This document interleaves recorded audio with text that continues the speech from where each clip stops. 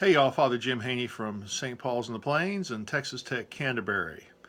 I saw a YouTube video about a $1,500 chicken sandwich. $1,500 chicken sandwich. No, it wasn't one of those high-end fancy restaurant chicken sandwiches that might have caviar or gold leaf included on the bread. No, this was just a plain old chicken sandwich. Cost $1,500 and it cost 6 months of labor to make. Now, what kind of video is that? Well, the guy was trying to make a chicken sandwich completely from scratch, and I do mean from scratch. He grew the vegetables, the cucumbers, to go into his sandwich to make pickles out of. He grew the wheat that he milled into flour, and then he baked it and turned it into bread. He killed the chicken himself. He plucked the chicken, processed it.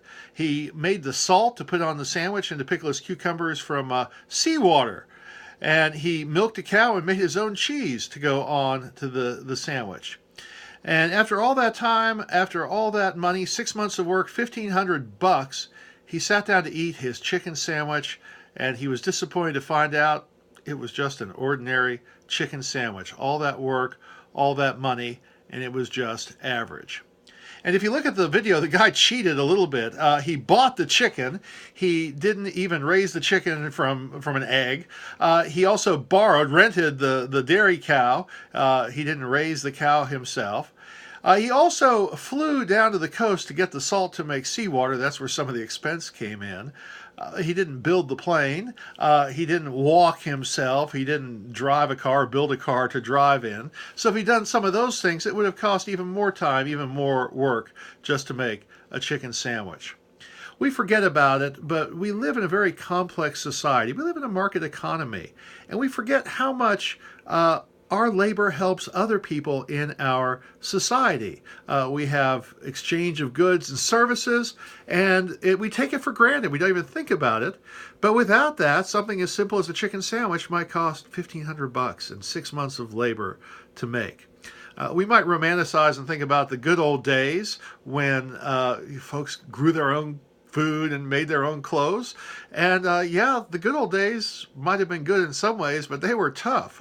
You worked all the time, and you were not very wealthy. Unimaginable poverty, one commentator said, and labor without rest. That's what the good old days were about. In our modern society, we enjoy the benefits of trade and a market economy, market exchange, and without those efficiencies, life would be really, really tough.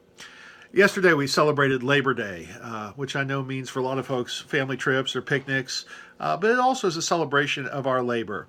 And at St. Paul's we always bring tokens of our work, our labors up to the altar and have them blessed for the coming year.